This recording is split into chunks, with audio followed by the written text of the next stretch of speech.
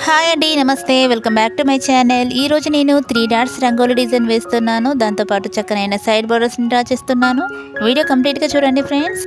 నేను వేసే ఇలాంటి ముగ్గులు మీకు నచ్చినట్లయితే లైక్ చేయండి, షేర్ చేయండి.